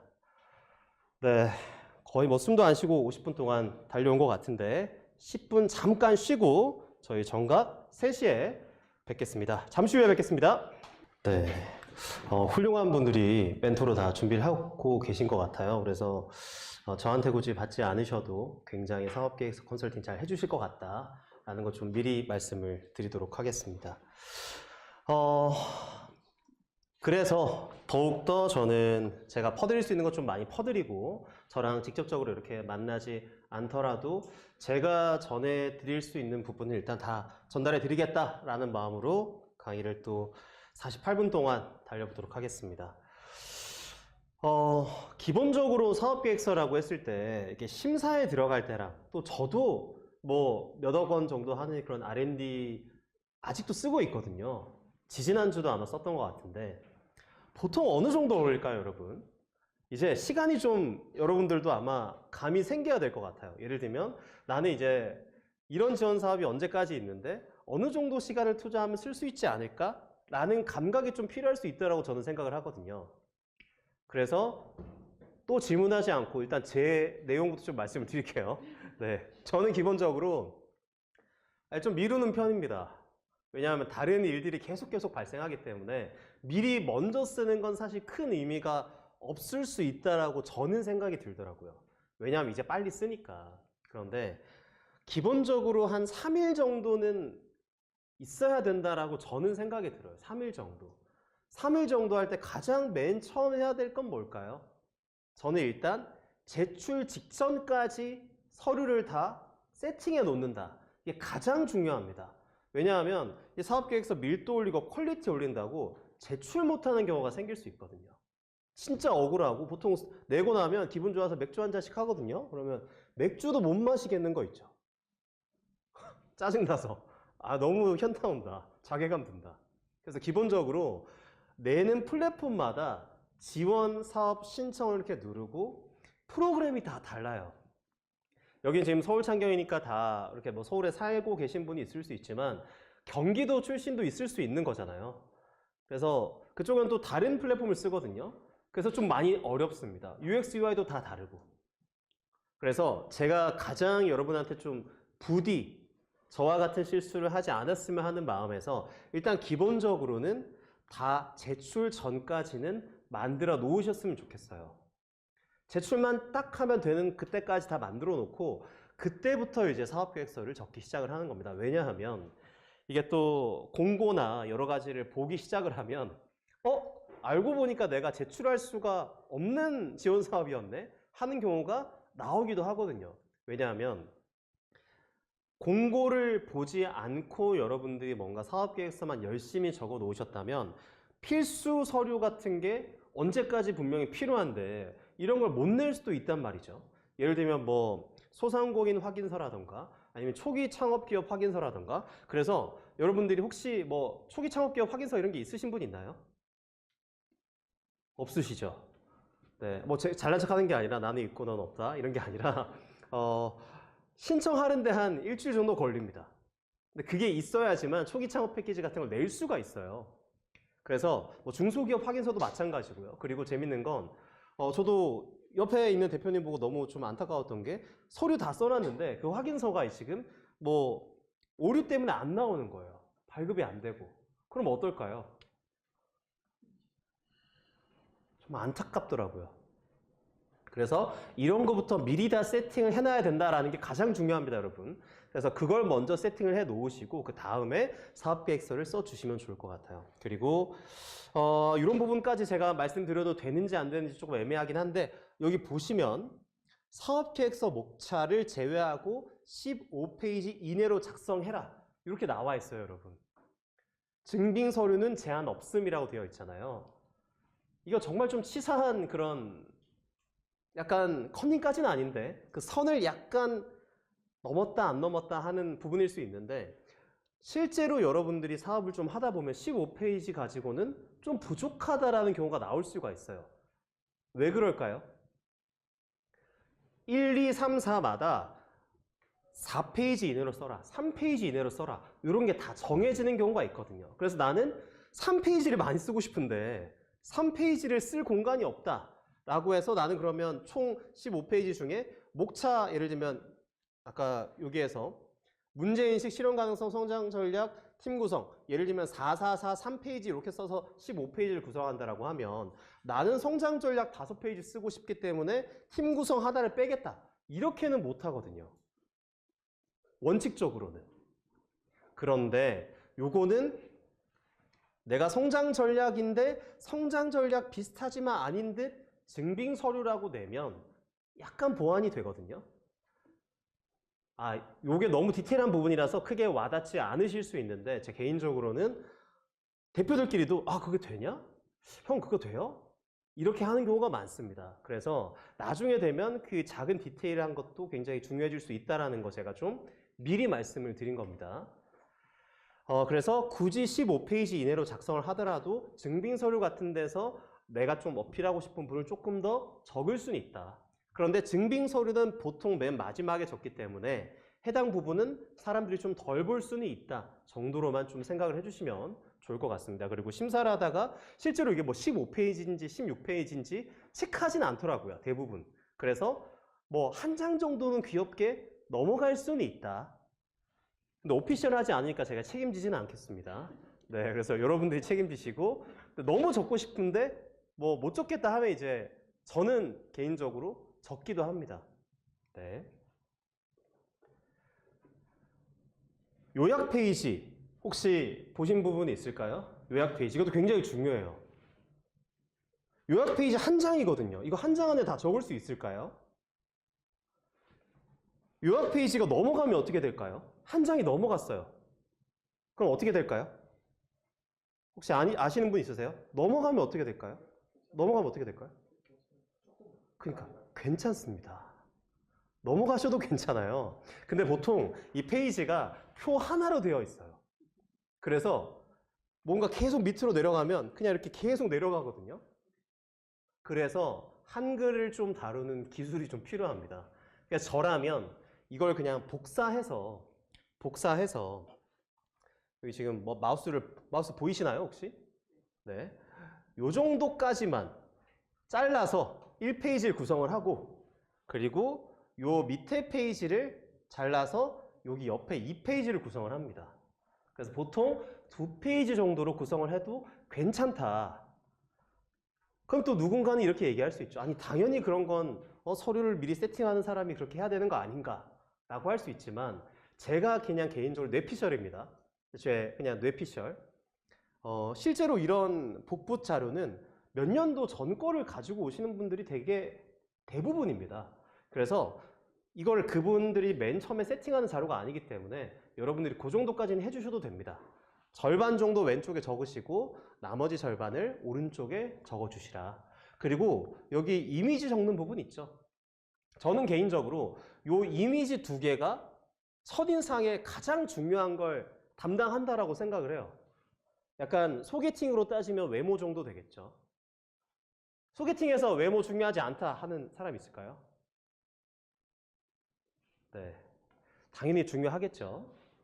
그래서 결과적으로는 우리가 소개팅하는 자리다라고 생각을 하고 요 이미지에 조금 많은 노력을 좀 기울여 주셨으면 좋겠어요. 네, 개인적으로 문제 인식 관련해서 이제 이렇게 덩그러니 나옵니다. 개발하고자 하는 창업 아이템의 국내외 시장 현황 및 문제점 등을 제시하라. 그리고 문제 해결을 위한 창업 아이템의 개발 필요성 등을 기재를 해라. 이렇게 이제 나온다고 해서 아주 드라이하게 적으시면 안 됩니다. 이 내용 그대로 한번 살려볼게요. 문제인식. 외식 시장의 디지털 전환이 지연되고 있다. 그리고 비효율적인 전화 주문 방식 때문에 어려움이 많다. 그리고 소비자의 정보 탐색이 매우 어렵다. 이렇게 적으면 안 된다라고 제가 말씀을 드렸습니다. 아까 제가 꿀팁이라고 말씀을 드렸었죠. 어떻게 하라고 했었죠? 문제인식은 내가 느꼈던 문제점, 그리고 시장의 전문가들이 말하는 문제점, 그리고 객관적인 자료들을 붙여가면서 정리를 해서 적으라고 말씀을 드렸습니다. 사실 정말 대기업에서 일하시고 뭐 전략기획팀에서 일하시고 했을 때 아니 내가 느낀 게 뭐가 중요하냐, 그리고 뭐 전문가가 이야기하는 게 뭐가 중요하냐 이렇게 얘기하실 수가 있어요. 충분히 그럴 수 있다는 거 압니다. 컨설팅 자료라든가 저도 그런 분들과 일을 해봤기 때문에. 근데 그럼에도 불구하고 창업자마다 문제를 풀고자 하는 방법은 정말 다양하다라는 게 기본적인 생각이거든요. 그래서 과연 이 창업자는 어떠한 문제를 정말 크리티컬하다고 생각을 할지에 대해서 여러분들이 지적해주지 않으면 이 사업계획서는 정말 무미건조한 사업계획서. 그래서 오히려 여러분이 직접 한 땀 한 땀 쓰셨더라도 그냥 AI 돌린 거 아닌가? 라는 착각 때문에 떨어질 수도 있다는 겁니다. 이해되시겠죠? 그래서 여러분의 개인적인 경험이 저는 꼭 담겼으면 좋겠다라는 겁니다. 그리고 객관적인 자료를 찾기가 조금 어려울 수도 있어요. 그렇다면 제가 또 하나 추천드리는 건 뉴스 기사, 뭐 아나운서 왼쪽에 있고 뭐가 문제다 이렇게 이제 나오는 기사 있죠. 캡처를 해서 하나 이렇게 박아두는 거예요. 봐봐라, 나는 이렇게 문제를 이렇게 느꼈다. 그리고 실질적으로 전문가도 그렇게 얘기하고 있고, 봐봐, 뉴스에도 나온다. 그리고 이걸 자세히 찾아보니까 시장이 이렇게 문제가 많아. 그리고 이 문제가 곧 시장의 크기야 하고 이렇게 성장이 가파르게 될 수 있다는 걸 얘기를 해주는 게 좋다는 거죠. 이해되셨죠? 네. 제가 진짜 2014년, 5년도에는 이런 걸 얘기해주지 않았었거든요. 그래서 저는 뭐 어차피 뭐 받았으니까 초기 창업 패키지 여러분들 다 받으셨으면 하는 마음에서 말씀을 드립니다. 그리고 실현 가능성이라고 했어요. 실현 가능성. 제가 아까 여러 가지 이야기를 했었죠. 실현 가능성 어떻게 쓰면 좋다에 대해서. 그래서 기본적으로 AI가 돌린 것과 비교해서 좀 말씀을 드릴게요. 실현 가능성. 모바일 기반 통합 배달 주문 앱을 개발하겠다. 근데 이렇게 보면 또 실무자 입장에서 이렇게 보여요. 뭐 앱을 그러면 웹 기반도 아니고 그냥 앱으로 바로 개발하려는 건가? 그럼 뭐 안드로이드로 하는 거야? 아니면 iOS로 하는 거야? 이것까지도 사실 좀 생각을 해줘야 된다는 거죠. 그래서 예를 들면 iOS로 먼저 만들고 그 다음에 뭐 하이브리드 앱으로 만들다던가 그런 식으로 적어놔야지 그나마 현실성 있어 보인다라는 게 느껴질 수 있다는 거죠. 이해되셨죠? 그 다음에 실현 가능성 제가 어떻게 하면 좋다라고 했었죠? 실현 가능성은 기본적으로 내가 이미 다 해놓았다라는 부분들에 대해서 이야기를 해놓는 게 좋다라는 거죠. 그런데 대부분 일단 앱 기반 서비스 혹은 웹 기반 서비스라고 가정을 한다면 여러분들이 가장 중요하게 생각해야 되는 포인트는 이런 포인트일 가능성이 높아요. 나는 일단 데이터 수집이 다 되어 있다. 이런 데이터를 바탕으로 나는 서비스 개발을 하고 있다. 그리고 이 서비스 개발이 되면서 이 서비스 개발에서 뭔가 엄청난 고도화된 기능이 필요한 게 아니라 이런 데이터 자체가 굉장히 중요하다.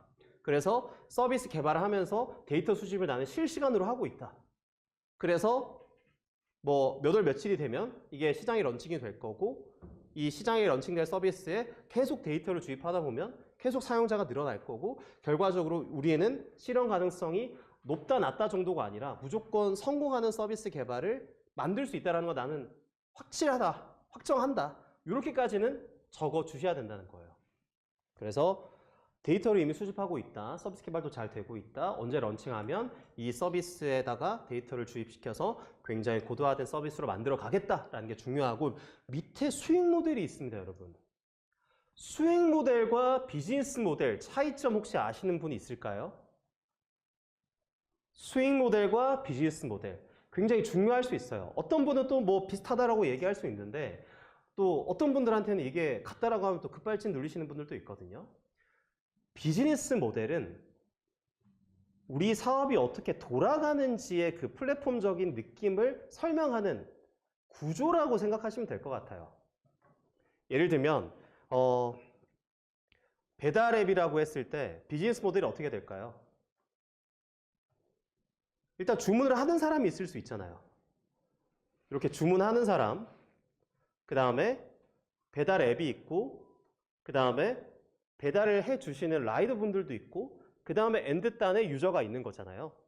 그러면 이 네 가지 이익 집단을 어떻게 굴러가게 할 거냐에 대한 총체적인 시스템이 비즈니스 모델이라고 생각을 해주시면 될 것 같아요.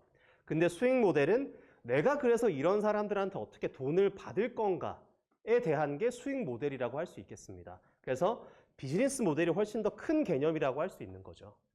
그래서 아직도 이런 부분을 잘 모르고 사업하시는 분들도 많기 때문에 비즈니스 모델이라는 게 어떤 건지 꼭 잘 이해하시고 여러분들이 써주시면 좋을 것 같아요. 그러면 비즈니스 모델에서 여러분들이 좀 쉽게 적을 수 있을 만한 그런 팁 같은 게 있을까요? 나는 비즈니스 모델 굉장히 쉽게 이렇게 그릴 수 있다. 여기에서 제가 치트키 하나 알려드릴게요. 저도 어차피 알고 있는 그런 책이기 때문에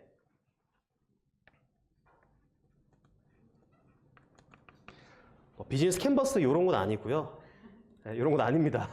네. 네, 얼추 비슷했어요. 네. 잠시만요. 배터리가 지금 부족하다고 떠서 잠깐만요.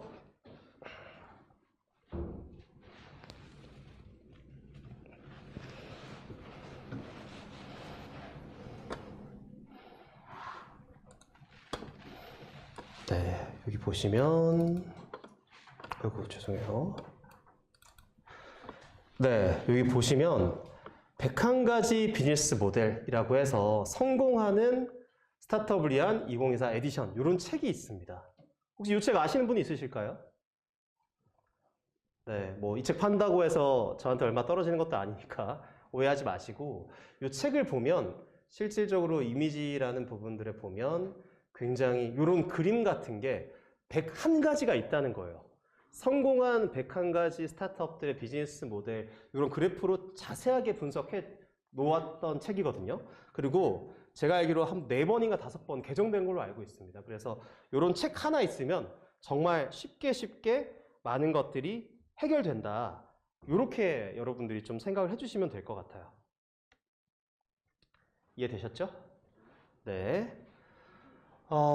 그래서 일단은 제 개인적으로 여러분들 책도 많이 보실 것 같으니까 그냥 말씀을 좀 드리자면 어쨌든 요런 지금 책 같은 걸 하나씩 보면서 여러분들이 비즈니스 모델을 적으면 굉장히 쉽게 뭔가를 쓸 수 있다라고 생각을 해주시면 좋을 것 같습니다. 네. 그래서 101가지 비즈니스 모델 책 참고해 주시면 좋겠다라고 말씀드렸고, 그 다음에 성장 전략. 성장 전략도 다양하게 말씀을 드렸었죠. 조금 더 자세히 살펴보면 1단계, 2단계, 3단계, 4단계 이렇게 제가 지금 적어 놓았는데 자세히 한번 좀 살펴보면 지금 경쟁 제품, 경쟁사 분석, 창업 아이템의 목표 시장 진입 전략 등을 기재하라라고 했어요. 여러분, 경쟁사가 있는 게 좋을까요? 없는 게 좋을까요? 누구한테 들으셨나요? 다 이렇게 네. 없어요. 없으면 어떻게 하실 거예요? 없으면 어떻게 하실 거예요? 경쟁사가 없어요. 아무리 생각해도. 유사한? 근데 아무리 생각해도 유사하지도 않아요. 그럼 어떻게 해야 되죠? 시장에 대해서는 보여줘야죠. 시장에 대해서? 뭐가 그러니까 이런 플레이가 있으시고 시장 크기라든가 거기에 네. 타당한 근거가 있어요. 맞습니다. 제가 여러분의 뭐 트릭을 한번 그냥 써본 건데 경쟁사가 없다라는 건 내가 아마 못 찾았을 확률이 높다. 이렇게 생각을 해주시고 먼저 조금 더 찾아보셨으면 좋겠어요. 왜냐면 비슷한 게 많거든요, 진짜. 그리고 사람들은 비슷하지 않더라도 이 사람의 경쟁사는 이거 아닌가? 라고 생각할 확률이 굉장히 높습니다. 예를 들면 뭐 이마트라고 해볼게요. 이마트 경쟁사가 왜 쿠팡이죠? 왜 쿠팡이죠? 이마트에서 뭐 세부 배송 안 시키시잖아요. 왜 경쟁사죠? 맞아요. 타겟층이 같으면 경쟁사라고 할 수 있다라는 게 대부분의 사람들 혹은 대표들 혹은 시장 관계자들의 생각입니다. 그러니까 BBQ 그 뭐죠? 황금 올리브 치킨? 네. 그거의 경쟁자는 BH 후라이드 아닌가? 맞을 수 있어요. 근데 실제로 그게 아니더라도 그냥 진짜 농담이 아니라 무슨 냉동 치킨 요즘 뭐 잘 나오잖아요. 뭐 에어프라이어 같은 데 돌리는데. 그래서 그런 것도 경쟁자가 될 수 있다. 그래서 이렇게까지는 다 적어 주셔야 된다는 겁니다.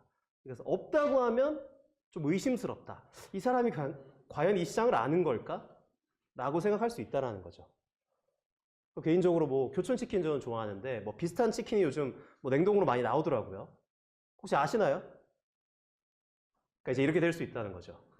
그러니까 분명히 비슷한 치킨이 경쟁자로 나오는데 시장 전문가가 봤을 때는 근데 시장에는 그런 치킨 없는데요? 라고 이제 생각하는 거라고 생각할 수 있다는 거죠. 평가할 때는. 그래서 여러분이 좀 잘 한번 파악하고 써주셨으면 좋겠다라는 거 말씀드리겠습니다. 그리고 오케이, 그 경쟁자를 어쨌든 찾았어요.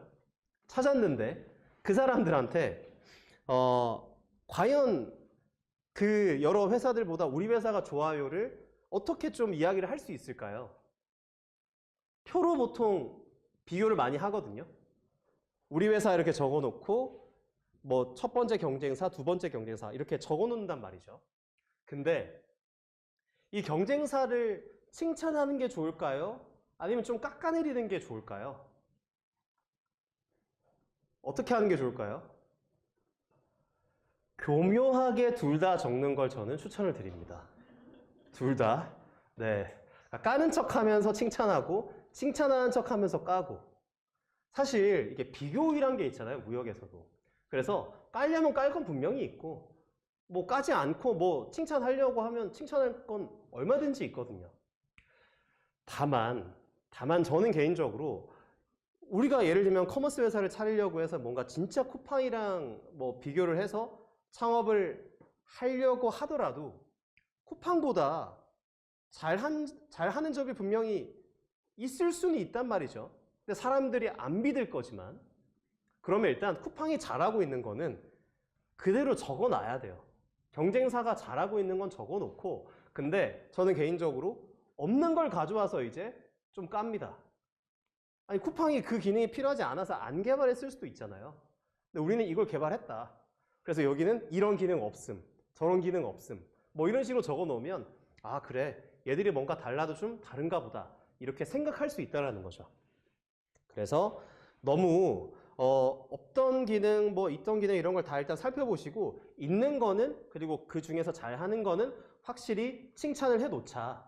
그리고 없는 기능들에 대해서 우리가 정말 혁신하고자 하는 부분들에 대해서는 우리가 진짜 잘하고 있다라고 적어놓으면 좋을 것 같습니다. 네, 그리고 이제 팀 구성까지 왔어요. 팀 구성까지. 그래서 보시면 여기 경쟁 제품부터 시작해서 일단 다 적어왔단 말이죠. 근데 대표자 보유 역량, 뭐 경영 능력, 경력, 학력, 기술력, 노하우 여러 가지 인적 네트워크까지도 일단 다 적으라고 하면 저는 개인적으로 하나하나씩 그냥 다 한 줄씩은 다 적는 편입니다.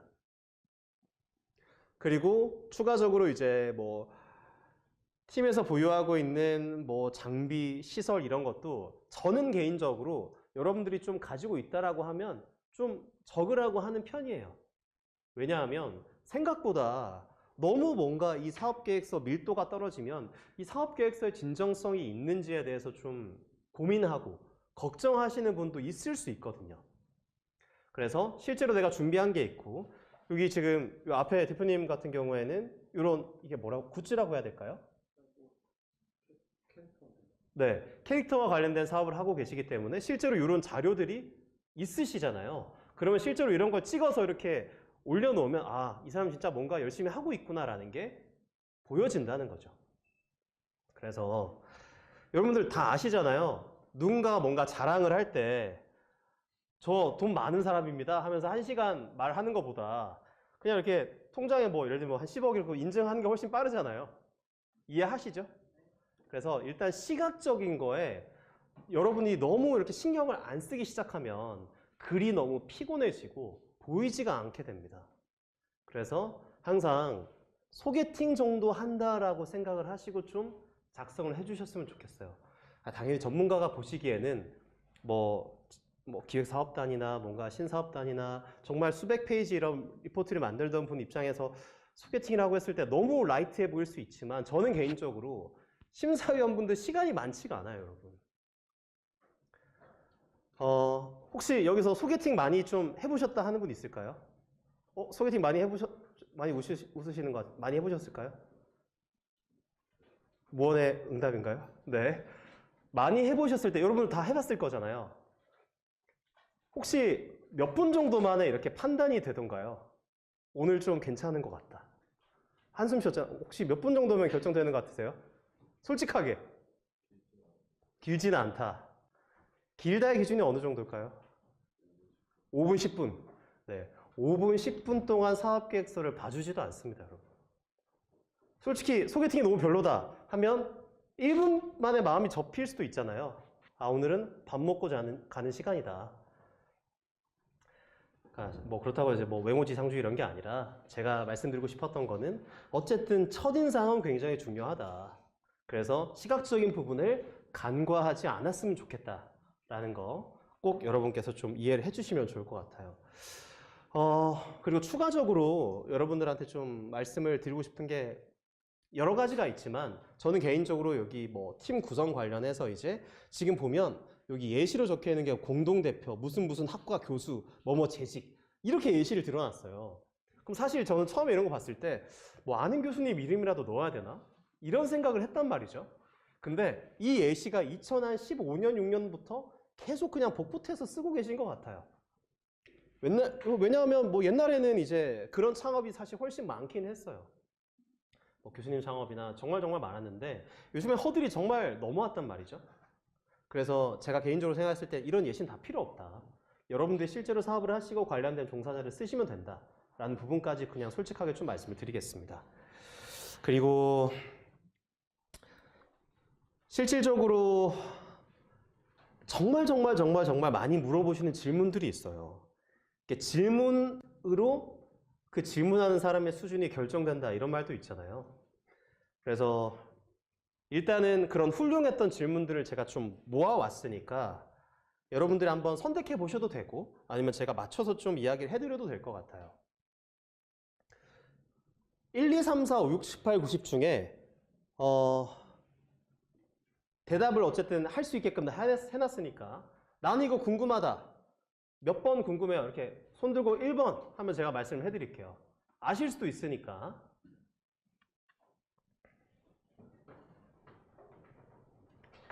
오케이, 일단 1번부터 할게요. 1번부터. 목차 어떻게 구성해야 될까요? 좀 바꿔도 될까요? 바꾸면 안 될까요? 바꿔도 됩니다, 여러분. 바꿔도 돼요. 솔직하게 좀 말씀드릴게요. 여기 있죠. 대표자 보유 역량, 그 다음에 유사 경험, 뭐 정부 지원 사업 수행 이력, 요 페이지 안에서는 내용은 바꾸셔도 됩니다. 요 4페이지 안에서는 바꾸셔도 돼요. 그리고 내가 개인적으로 여기에 적는 게 아닌데도 꼭 적고 싶어. 그럼 넣으세요. 그 정도까지는 괜찮습니다. 물론 한 5%에서 10%를 바꾸란 말이지 네, 대부분은 잘 지켜놓은 상태에서 난 너무 이런 부분을 쓰고 싶다, 넣고 싶다라고 했을 때를 드리는 말씀입니다. 네, 그리고 정부 지원 사업과 투자 유치형 사업 계획서의 차이는 무엇일까요? 차이가 무엇이 아니라 대부분 다르다고 보시면 돼요. 이런 부분은 그냥 IR 덱 뭐 구성 방법이라든가 이런 걸 찾아보면 오히려 너무너무 잘 나와 있습니다. 그래서 이런 거는 일단 다르다. 그러니까 다르게 구성하시라라고 제가 말씀을 드릴게요. 그리고 3번 사업계획서 분량은 어느 정도가 적절한가요? 라고 했을 때 이거 딱 잡아드릴게요. 옛날에는 한 20페이지까지 쓰게끔 되어 있었어요. 30페이지까지도 있었거든요. 근데 대부분 10페이지 정도에서 그냥 끝이 나면 제가 느꼈을 때는 적을 게 너무 없는데? 15페이지는 좀 있었으면 좋겠어. 라고 하는 느낌이에요. 그래서 10페이지는 좀 적다. 12, 3페이지 괜찮다. 15페이지는 평균이다. 그 넘어가면 좀 헤비하다. 이렇게 일단 감을 좀 가지시면 좋을 것 같아요. 요약본은 꼭 필요한가요? 요약본이 제일 중요할 수도 있습니다. 왜냐하면 사업계획서를 쭉 읽기 귀찮을 수 있거든요. 심사위원들은. 돈 받고 하지만 귀찮을 수 있단 말이죠. 우리 다 직장생활 해봤지만 월급 다 받지만 다 열심히 일한다고 하지만 초집중하지는 않잖아요. 뭐 화장실도 갈 거고 커피도 한잔 할 거고 전화도 받을 거고. 그러니까 제가 개인적으로는 어쨌든 요약본 할 때 가장 밀도 있게 쫙 보여주는 게 중요하다. 그리고 이미지 2개까지는 여러분이 공을 좀 들였으면 좋겠다라고 말씀을 좀 드릴게요. 그리고 기술개발 아이템도 사업계획서에 표현할 수 있나요? 네, 표현할 수 있죠. 당연히 포함할 수 있습니다. 그리고 6번, 시제품이 없는 상태에서도 사업계획서를 쓸 수 있나요? 당연히 쓸 수 있죠. 왜냐하면 뭐 계획이잖아요. 그런데 여러분한테 좀 말씀드리고 싶었던 건 시제품이 있으면 더 좋죠. 시제품이. 그래서 여러분들이 뭐 AI로 형성을 하든 내가 이 과정에서 어떻게 뭐 개발시키는지에 대해서는 그냥 정말 구체화시킬 수 있는 툴은 많으니까 그래도 UX, UI나 목업 정도까지는 제출을 하셔야지 아마 가능성이 좀 있을 겁니다. 법인 설립 전에도 사업계획서 작성할 수 있나요? 네, 당연히 법인 설립 전에 사업계획서를 작성하는 게 더 좋겠죠. 그래야지 예비 창업 패키지는 뭐나 붙으니까. 그래서 저 개인적으로는 그 마스터 R&D 문서 이런 용어를 그냥 제 주변 사람들끼리는 써요. 왜냐하면 늘 뭔가 새로 사업계획서를 적어서 넣으려고 하면 빡쓸 수 있거든요. 그래서 제가 개인적으로는 뭐 여기 봤을 때 1페이지, 3페이지, 4페이지는 사실 거의 비슷할 수 있습니다. 그런데 실질적으로 여기 실현 가능성 관련해서는 대부분 여기에 기능을 나중에 적거든요. 기능. 근데 기능은 1부터 10까지 굉장히 다양하게 개발될 수가 있는 거잖아요. 그래서 여러분들이 문서 관리를 하실 때 매번 새로 쓰는 게 아니라 실현 가능성 부분에 있어서는 내가 어떠한 기능들이 있고 어떠한 기능들을 서비스화 시켜 나갈 건지에 대해서 좀 잘 생각을 하시고 적어 놓으시면 좋을 것 같아요. 그래서 특정 지원 사업에서는 내가 1번, 3번, 4번을 엮어서 써야겠다. 이렇게 생각하시고 구체화를 하라는 이야기였습니다. 그리고 창업 아이디어만으로도 경쟁력 있는 사업계획서가 될 수 있나요? 사실 이거는 말이 안 된다고 생각했는데 요즘에는 이제 AI가 있기 때문에 창업 아이디어가 정말 엣지가 있다면 저는 이것만으로도 경쟁력 있는 사업계획서를 금방 만들 수 있다라고 저는 개인적으로 생각을 합니다. 네, 여기 창업 아이디어만으로도 경쟁력 있는 사업계획서가 될 수 있나요? 네, 네라고 저는 좀 이야기를 할게요. 그리고 PPT 형식과 한글 문서 중 무엇이 더 효과적인가요? 이거는 사실 정답이 없는 부분이고 그냥 원하는 형태, 타겟이 원하는 형태에 따라서 작성해 주시면 될 것 같아요. 그런데 여기서 또 그냥 팁을 하나 드리자면 한글 형태로 이렇게 적는 게 아니라 한글 형태로만 다 적는 게 아니라 저는 솔직하게 그냥 이 PPT 화면 캡처해서 쓰기도 하거든요. 그래서 너무 그 한글 문서에 매몰되지는 않으셨으면 좋겠어요. 특정 PPT 문서가 이미지가 좋고 괜찮다 그러면 저는 그냥 복붙해서 넣어버리거든요. 그 다음에 구체화 관련해서 다양한 질문들이 나옵니다. 근데 지금 15분밖에 일단 안 남아서 제가 일단 준비한 질문 리스트는 뭐 40번대까지 있어요. 50번대까지 있습니다. 그래서 일단은 혹시나 여러분들이 제가 강의를 하면서 궁금했던 거, 나는 이거 진짜 애매한데? 하는 부분이 있으면 손 들고 질문해 주시면 좋을 것 같아요. 혹시 지금 있을까요? 15분 남았으니까 일단 질문이 있다면 우선순위부터 좀 해드리고 여기 질문 넘어갈게요. 네, 이 질문이 더 좋다 치고 그러면 진행하겠습니다. 내 아이템이 시장에서 성공할 수 있는지 어떻게 설명하나요? 라고 했을 때 제가 말씀드렸어요. 내 개인적인 경험, 전문가의 경험, 뭐 뉴스 데이터, 그 다음에 시장 구조화된 데이터 등을 설명하면 된다라고 말씀을 드렸고, 그 다음에 유사 서비스가 있는데 어떻게 차별성을 강조해야 하나요? 이 부분도 제가 설명을 드렸죠. 잘하는 건 다른 회사가 잘한다고 적어라. 그리고 없는 부분에 대해서 강조를 좀 해주거나 그 회사의 약점을 좀 찾아서 적어라 하면 될 것 같고요. 기술력이 없어도 사업 아이템으로 인정받을 수 있을까요? 네, 기술력이 요즘 너무 보편화된 것 같아요. 기술성이 너무너무 그냥 보편화되게 올라오는 것 같아서 충분히 아이템으로 인정받을 수가 있습니다. 내 아이템이 너무 단순한데 설득력 있게 쓸 수 있을까요? 네. 이건 사실 여러분 너무 치사한 건데 가장 치트키 같은 게 뭘까요? 사업계획서에서. 여러분들이 그냥 심사위원회에 들어가서 정말 아유 뭐 이런 이상한 사업계획서가 있어 라고 일단 생각을 했어요. 근데 이제 매출이 100억이래요. 그럼 어떨까요? 내가 잘못 읽었나 보다. 사업 되게 잘하시는 팀인가 보네. 이런 생각을 하게 된다고요. 아, 사업을 잘하니까 사업계획서를 대충 썼나 보다. 결과는 이렇게 약간 과정을 미화시키기도 하거든요. 근데 바꿔 말하면, 그러니까 여러분들이 실제로 사업을 되게 잘하면 사업계획서를 잘 못 써도 알아서 붙여주더라고요. 사실 어느 정도 매출이 올라오고 이 팀 진짜 잘한다라고 하면 어떤 느낌이냐면 요즘 뭐 오픈 이노베이션이라고 해서 이제 회사들끼리 막 이렇게 대기업이랑 뭐 연계해서 하는 거 있잖아요. 그런 데서는 이번에 저희가 오픈 이노베이션 열었는데 이번에 좀 들어와 주시면 안 되겠냐 이렇게 오기도 하거든요. 그러면 사업계획서 예를 들면 진짜 라이트하게 써도 붙는 경우도 많습니다. 사업을 잘하는 걸 보는 거지 사업계획서는 사업계획서를 누가 잘 쓰느냐를 경쟁하지는 않거든요. 그래서 일단은 데이터가 좋으면 사업계획서 좀 못 써도 괜찮다. 그래서 여러분 요즘은 좀 덜 쓰실 것 같은데 줌 다 써보셨죠? 줌은 IR 할 때 일단 글씨를 다 모아놓고 이렇게 화면에 띄워놓고 F5를 계속 눌렀다고 해요. 보셨죠? 사람 또 늘어났죠? F5 또 늘어났죠? 투자 얼마 하실래요? 이런 식으로도 실제로 이제 IR을 했다고 하더라고요. 뭐 어쩔 거예요? 지금 안 넣으면 다른 애들이 더 투자하고 하는데. 이해되시죠? 네.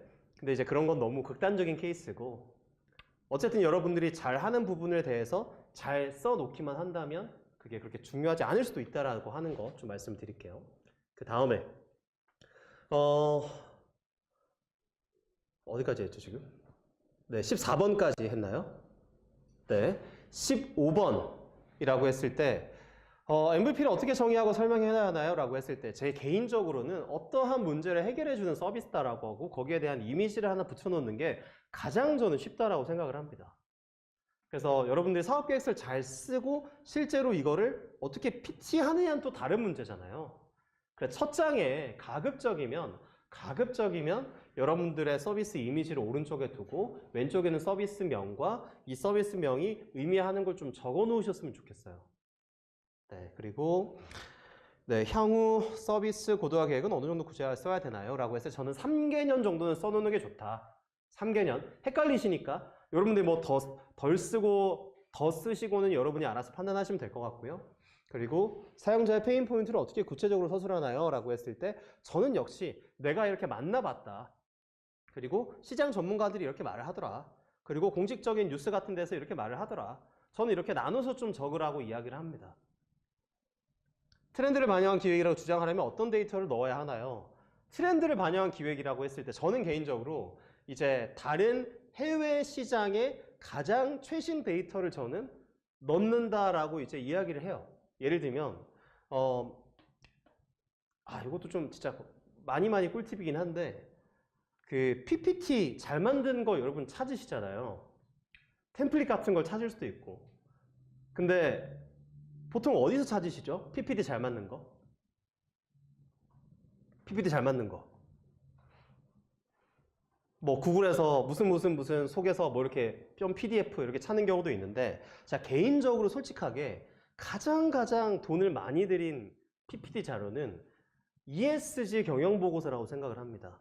대기업들이 1년이나 2년에 한 번씩만 내거든요.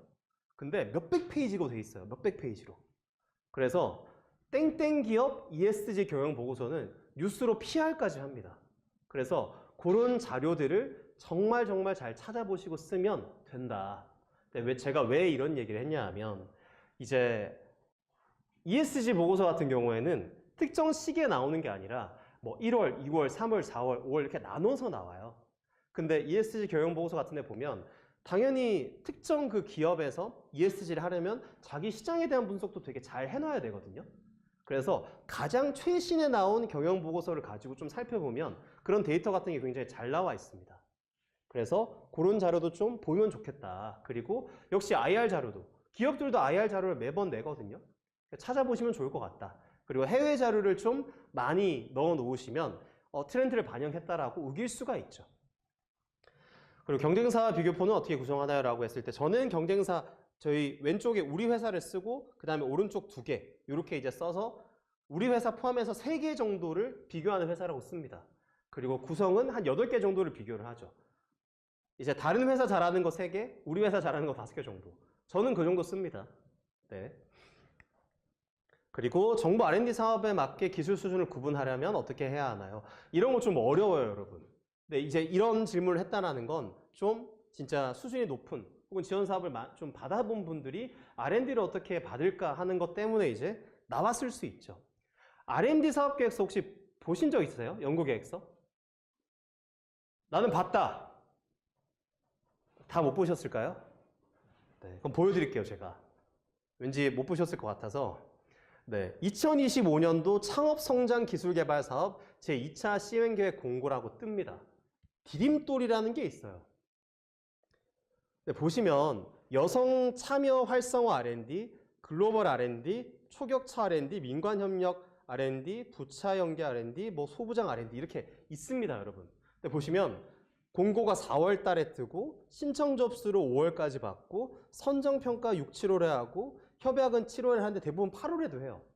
4개월, 5개월 동안 굉장히 오래 걸린다는 거죠. 근데 이런 게 언제 뜰까요? 올해 또 뜰까요?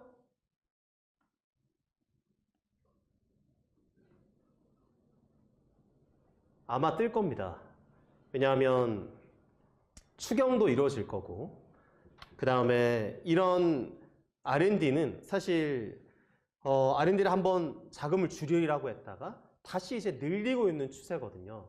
그래서 저는 개인적으로 지원 사업도 중요하지만 R&D는 지원 사업은 여러분 한두 번 받으면 사실 받을 수가 없어요.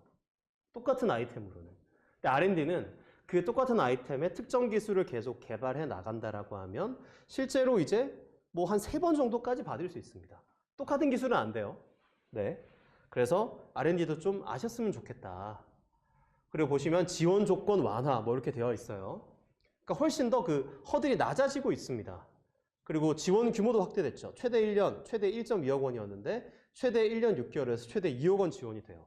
그리고 보통 지원 사업은 대표님들 인건비는 아마 안 될 겁니다. 인건비 지원은 안 돼요. 뭐 현물로 해라. 그러니까 이제 대표는 뭐 돈을 받아 열심히 일해야지. 노동력으로 갈아 넣어. 이런 느낌이라기보다는 대표는 일단 기본적으로 열심히 해야 된다. 근데 이제 돈 내기보다는 현물로 내가 인정을 해줄게 라는 의미에서 현물을 넣는데 R&D 같은 경우에는 대표도 인건비로 받을 수가 있어요. 네.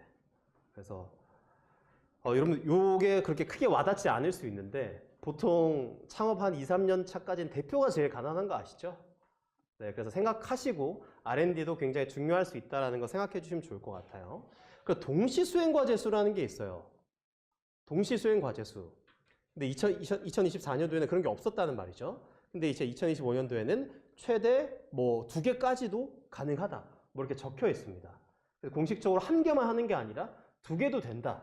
이런 말이라는 거. 그리고 이거는 중기부 R&D만 이제 중복이 안 된다라는 거지. 예를 들면 과기부 R&D나 뭐 아니면 산자부 R&D나 이런 거는 동시에 수행할 수 있다라는 거 여러분들 아시면 좋을 것 같아요. 사실 비슷해요. R&D 계획서도 뭐 과제명부터 해서 쭉 적는데 근데 이제 달라지는 게 있어요. 자기 진단부터 해서 이렇게 좀 달라지거든요. 근데 대부분 뭐 아니오에 해당하는 것들이에요. 뭐 사업이 안 좋느냐, 뭐 연체된 게 있느냐 이런 건 대부분 보시면 그냥 통과 의뢰 같은 거고 보시면 여기는 재밌는 게 페인 포인트가 아니라 기술 개발 목표라는 게 먼저 나옵니다. 기술 개발 목표가 이렇다. 그 다음에 연구 개발 방법이 이렇다. 그리고 우리는 선행 연구 개발 이렇게 되어 있다. 그 다음에 연구 개발 역량 우리가 이렇게 갖고 있다. 뭐 팀 소개 같은 거겠죠. 그 다음에 기술 개발 일정.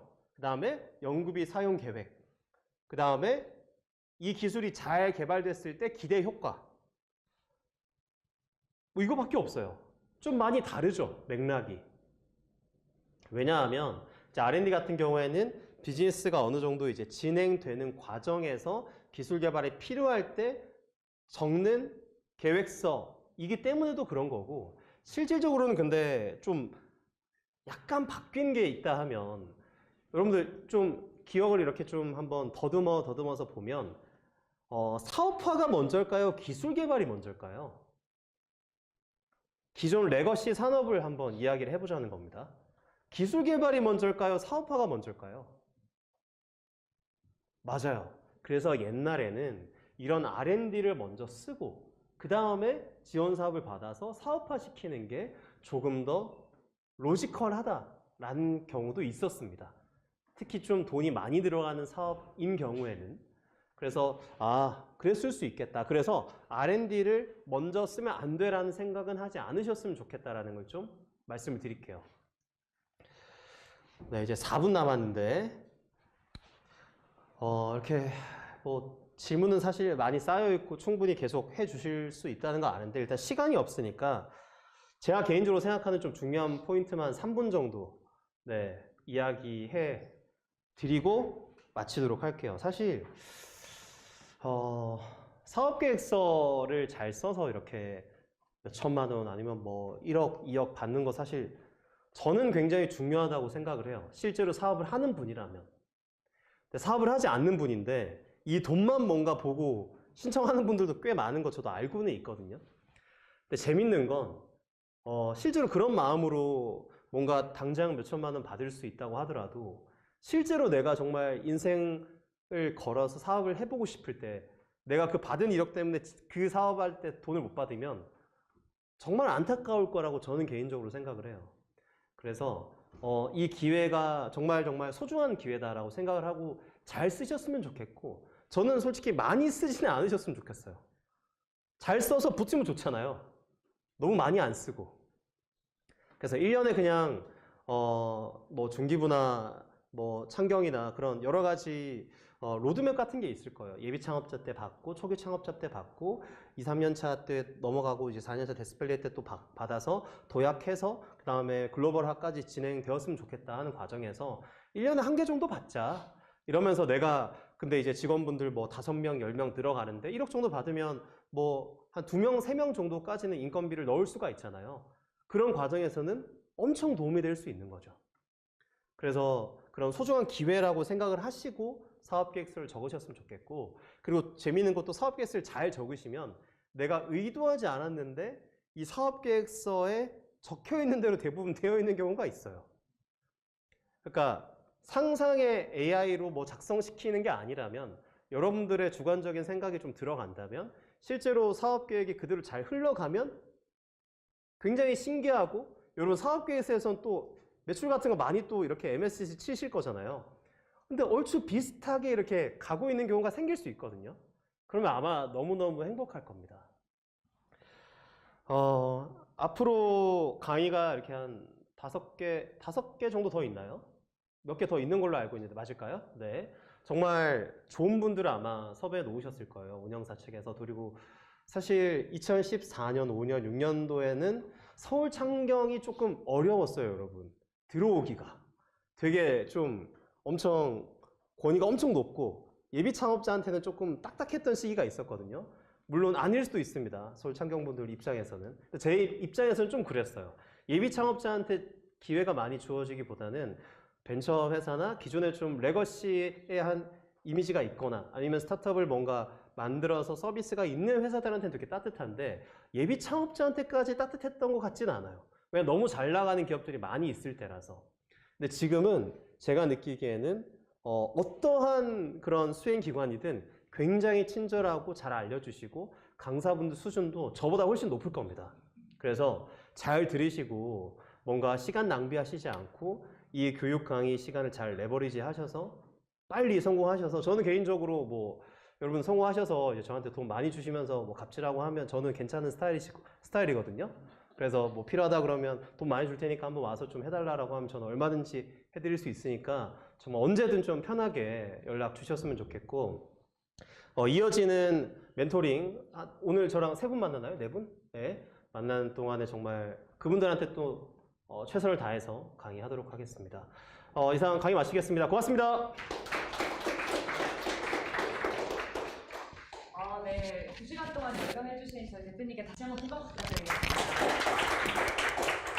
네, 감사합니다. 말씀해주셨던 것처럼 오늘 사업 계획서 특강에서 끝나는 게 아니라 저희 홍대균 대표님도 오늘 멘토링의 멘토로 함께 하십니다. 그래서 지금부터는 저희 대표님들과 함께 멘토링 시간 준비를 할 건데 오늘 멘토링에 참여하시는 분들 같은 경우는 제가 좀 안내를 드리는 게 이 공간을 멘토링 장소로 세팅하는 데 시간이 약간 걸립니다. 그래서 함께 해주시는 대표님들은 지금부터 휴식 시간 가지시면서 창경 저희 공용 공간에서 편안하게 대기하시다가 저희가 첫 번째 멘토링 대상자분들께는 순서대로 전화를 드릴 예정입니다. 너무 멀리 가지 마시고 이 근처에서 대기해 주시면 되는데요.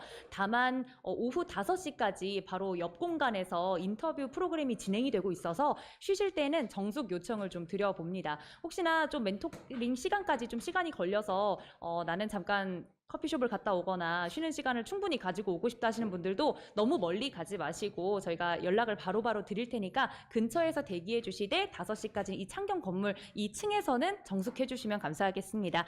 함께 해주신 분들께 너무너무 감사하다는 말씀 드리고요. 이어서 오프라인 멘토링 진행되시는 분들은 잠시만 대기하셨다가 바로 연락 드리도록 하겠습니다. 고맙습니다. 수고하셨습니다. 너무 더웠죠.